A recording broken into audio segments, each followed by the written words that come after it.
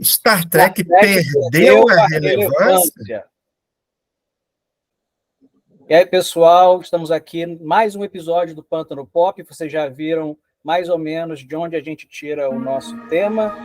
E antes de começar, nós queríamos pedir, como sempre, para se inscreverem no canal, para compartilharem com amigos, amigas, para comentarem, que é muito importante para a gente, a opinião de vocês, desde colocada sempre com educação, com respeito. Nós não queremos falar, reiteramos isso, só entre nós.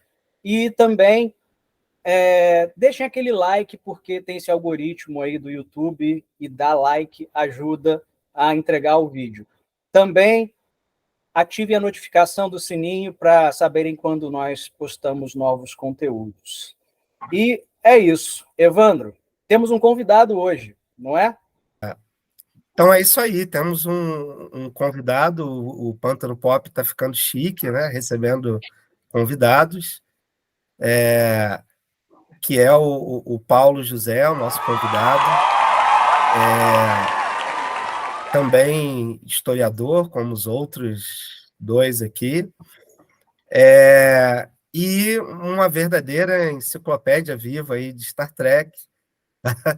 Então eu vou dar as boas-vindas e já jogar a batata quente no colo dele, né? E começar a discussão levantando o seguinte: atualmente Star Trek está com várias séries novas, né? Relativamente novas, e que me parece que boa parte delas não estão sendo tão bem recebidas pelo público, especialmente por aqueles trackers mais fiéis, mais tradicionais. E aí, então, eu já vou passar para o Paulo essa questão.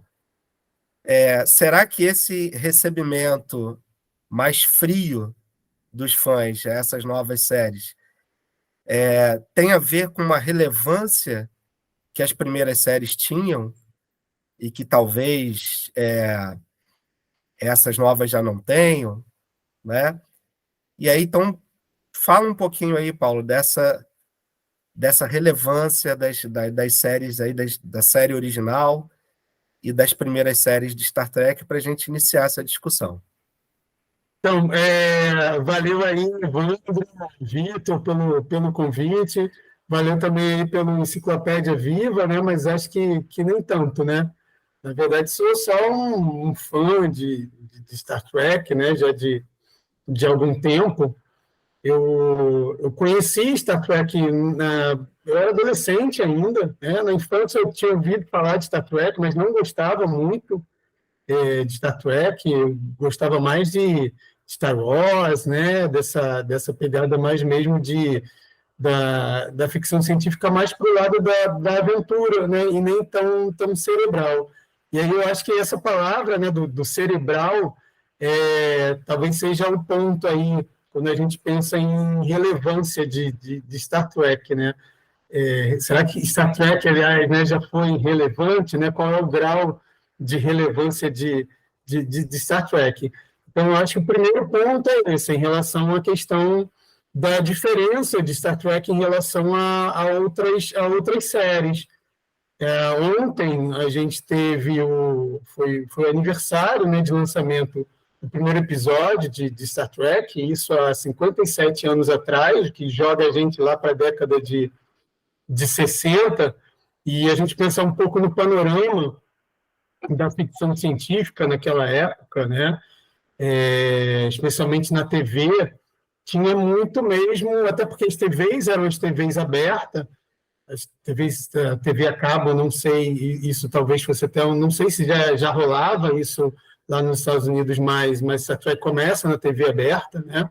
Eu sei que existia lá uma questão dos canais independentes, que depois a própria série foi sendo divulgada ao longo do tempo nesses canais, mas, de certa forma, esse tipo de formato de televisão, eu acho que ele acabava sendo um pouco também limitador, né, em relação ao tipo de discussões, né, que poderiam ser feitas no programa de TV, ao tipo de público.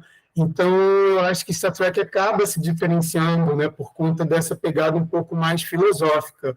E mesmo assim, né, o episódio piloto que foi rejeitado, né, ele era muito mais filosófico do que depois da versão que a gente conheceu, né, com os personagens, né, o Kirk, né, e muitos outros, né? O Spock já estava lá na outra versão, mas inclusive até era um Spock bem diferente, né? Um Spock que dava risadinha, né? Enfim.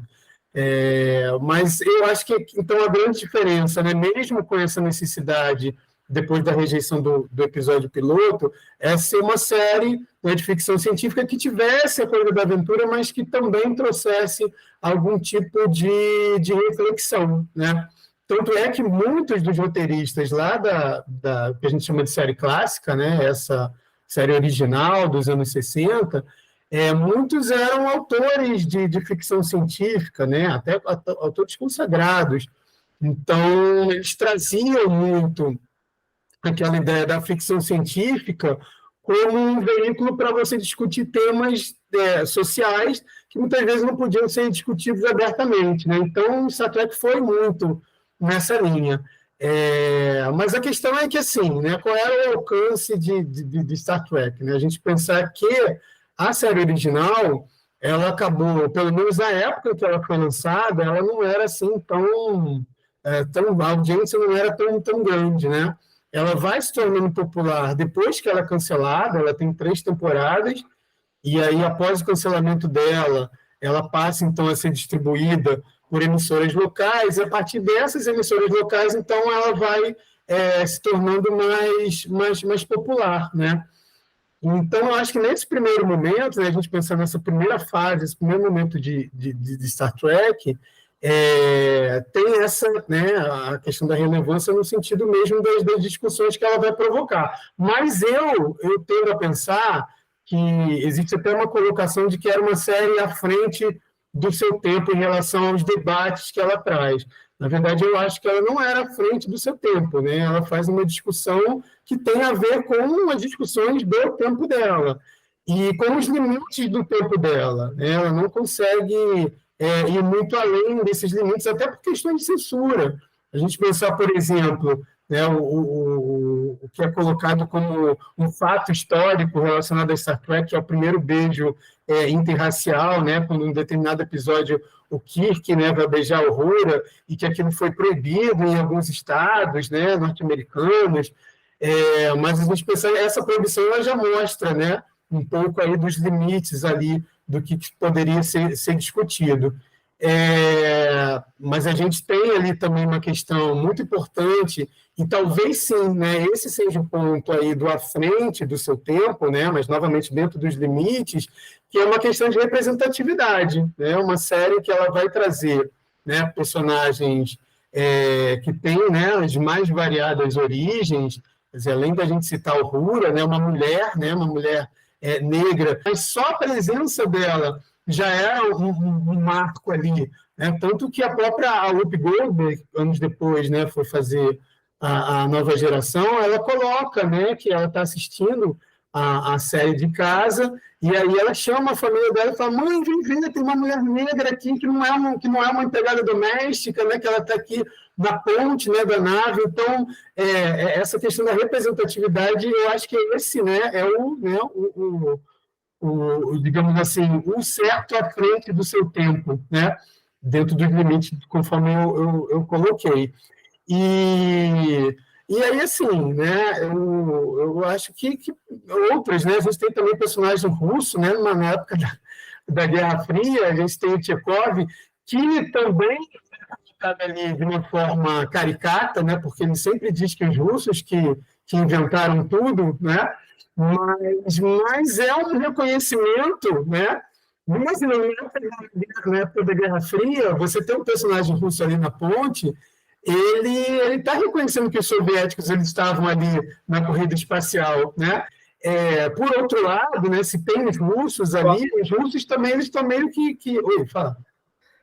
Então, Paulo, eu só ia acrescentar aí que, então, tá lá o Chekhov, né, que é um russo, na tripulação da Enterprise, mas, ao mesmo tempo, a Guerra Fria tá ali, né? Porque os Klingons são os russos. Exatamente, isso. É esse ponto que eu ia colocar, né? os Klingons estão disfarçados ali os russos, os soviéticos, né, estão disfarçados ali de Klingons, né? E aí a série ela tem essa questão do outro, né? Como é que o outro aparece ali na década de 60? Porque a Federação ela é claramente, né, uma visão utópica dos Estados Unidos, né? E o outro, né? Quem é esse outro? Porque o problema nunca está na Federação. E aí essa vai ser uma diferença porque vai acontecer depois, tá?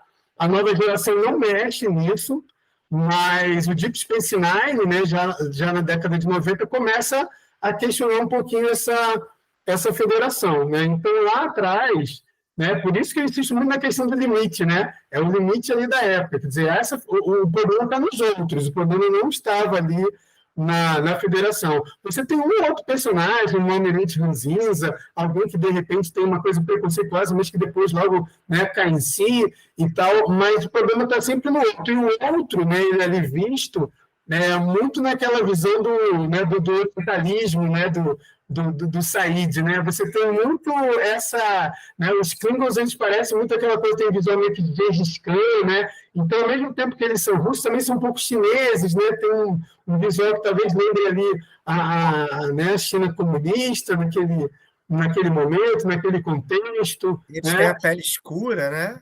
Exatamente, a questão da pele escura, né? Não tem esses efeitos de maquiagem que depois os Klingons ganharam com o tempo, mas tinha uma maquiagem, e era uma maquiagem que remetia ao não branco, né? Então, são os não brancos. Né? Então, a série, ela estava ainda muito presa a isso. O próprio, a gente pensa até os vulcanos, né? Que eram os outros bonzinhos da série, né? Mas os vulcanos, eles tinham também aquela coisa, eles eram apresentados também, ao mesmo tempo que eles eram apresentados como racionais, tinha uma coisa meio que mística, né? E episódios estão focados nos vulcanos, tem uma coisa mística ali, e que novamente remete ao Oriente, né? No episódio lá do Sim, lá do Spock, né? Quando eles vão para Vulcano, aparece Vulcano pela primeira vez na série, o visual dos vulcanos é muito inspirado na cultura oriental, né? A imagem japonesa e tal.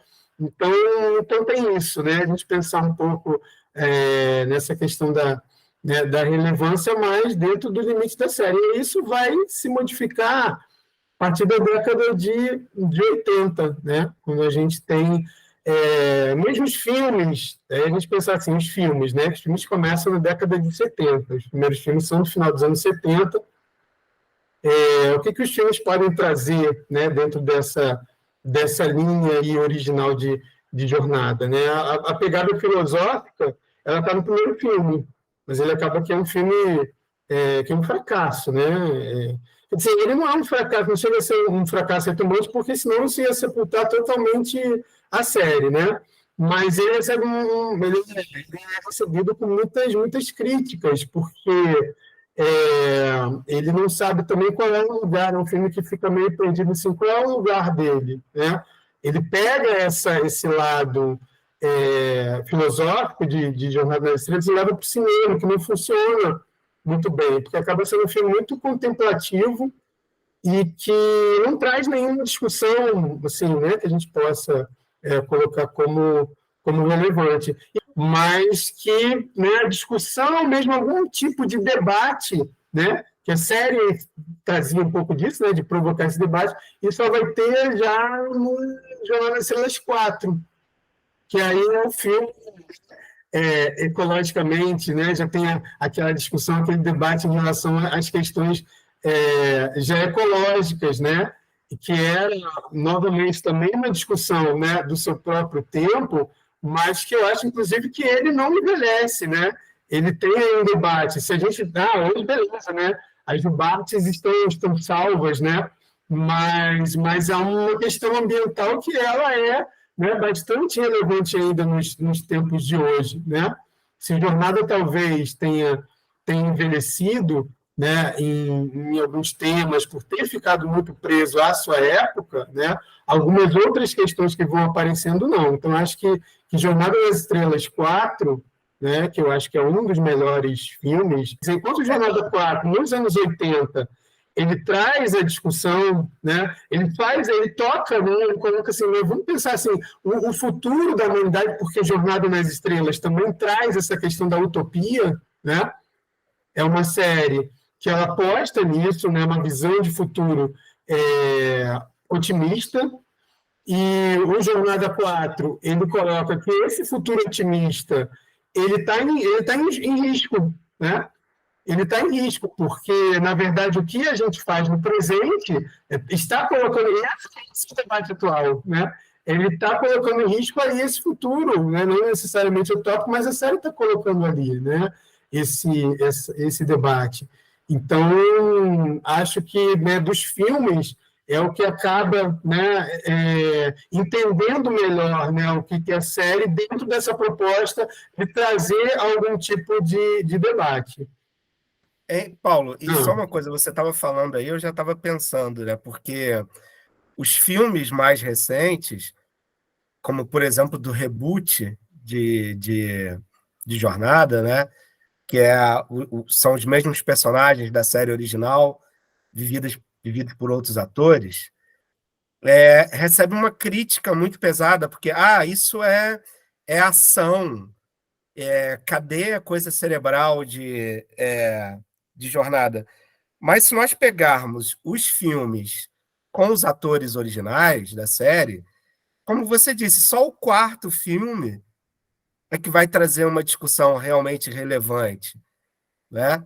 Então, se nós pensarmos, é até um pouco injusto com os filmes do reboot exigir que logo no primeiro, segundo filme tivesse uma grande discussão relevante, quando, na realidade, até com os atores clássicos, só houve essa discussão relevante no Jornada 4.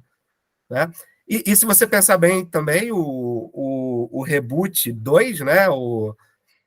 o Into Darkness, né? Star Trek Into Darkness, ele traz uma discussão que eu acho interessante, porque era uma época assim de vamos fazer guerra, matar os terroristas, não sei o quê, e tem aquela coisa assim, não, o Kirk se recusa eu não vou lá simplesmente jogar uma bomba e matar que ele nem sabia que era o Khan, né? Mas o Khan, eu não vou simplesmente executar esse cara, eu quero saber, entender realmente o que está acontecendo aqui.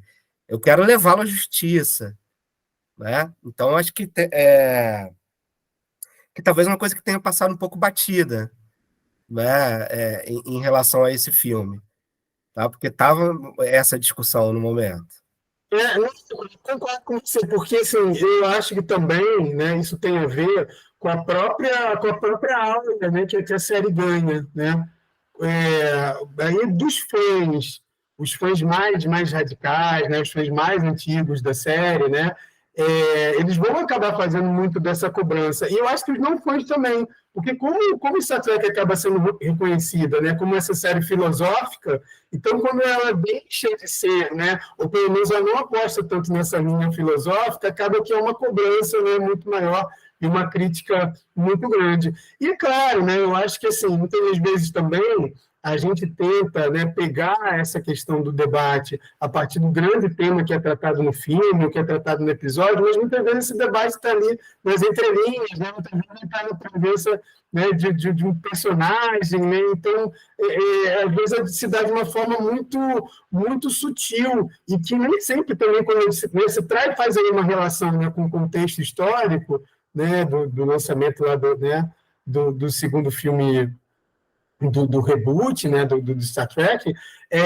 a gente muitas vezes, também o público de um modo geral, quase nunca, né, faz esse, digamos assim, esse diálogo, né, com o tempo, faz essa leitura, melhor dizendo, do tempo, né, do contexto em que aquele filme está sendo lançado. Então, realmente, assim, é um ponto interessante, né, para a gente pensar nesse filme, né, como um filme que ainda faz, né, essa aposta no debate, né?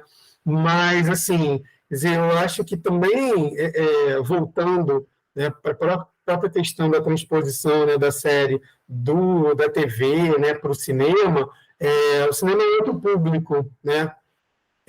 A TV, ou pelo menos o Star Trek, né, ele acabou também ficando muito reduzido a um determinado nicho, né, de fãs. E isso acabou também se ampliando muito por conta, na década de 70, né, que a série, na década de 60 que a série é lançada, como eu coloquei, assim, ela não era uma série de grande sucesso, né, em termos de audiência e tal. Ela se torna uma série que ela vai ganhar popularidade com as reprises na década de 70 e com as convenções. Ela vai trazer aquela ideia das convenções e que, nos Estados Unidos e tal, que aquilo vai atrair, né, os fãs.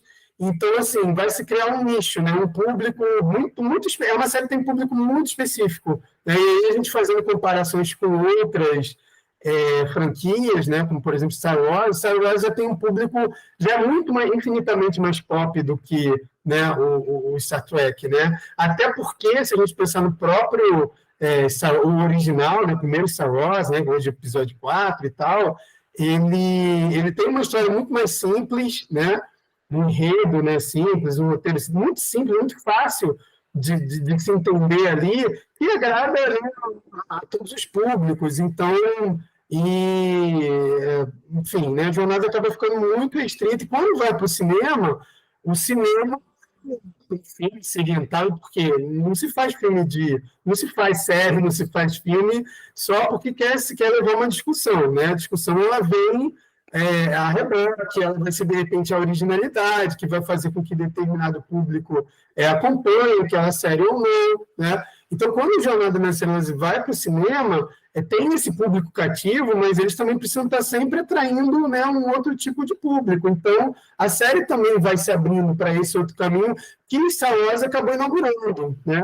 Então, o primeiro filme da década de 70, que está preso àquela ideia, né, Star Trek é filosófica, e aí eles chamam lá, né, Robert Wise, que é um diretor de filmes de ficção, de vários, o Robert Wise fez Noviça Rebelde, fazia de tudo, né?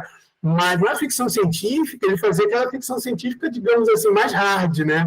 Aquela assim, muito séria, né? Aquela coisa muito mais sisuda da ficção científica. E ele não conhecia, não entendia muito bem, né, o que era a jornada, e ele faz o que fazia de melhor ali, né? E aí foi um fenômeno, e então a jornada acaba também enveredando, né? A Ilha de Khan acaba também, né? Não é que a Ilha de Khan não é um Star Trek Star Wars. Eu acho que o Star Trek Star Wars ele vem a partir justamente do reboot. Aí eu acho que aí é um Star Trek assumidamente Star Wars, né? Já tem um outro tipo de pegada. A Ilha de Khan, né, ele tem esse lado, né, dessa aposta mais num filme leve de aventura, mas ainda pegando na própria série, né, do que a série tinha desses elementos. E aí depois a série, por conta da repercussão desses filmes, ela volta para a TV, né? Que aí vem a outra fase, né?